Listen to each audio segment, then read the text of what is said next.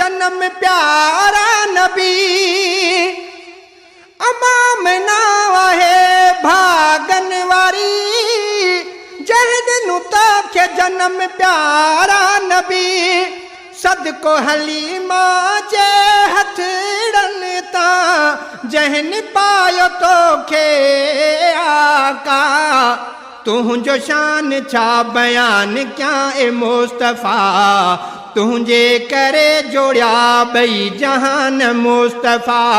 तू अल्लाह जो महबूब आही नबी तू अल्लाह जो दादलो आही नबी तुझो शान छा बयान क्या ए मुस्तफ़ा तुझे करे जोड़िया बई जहान मुस्तफ़ा।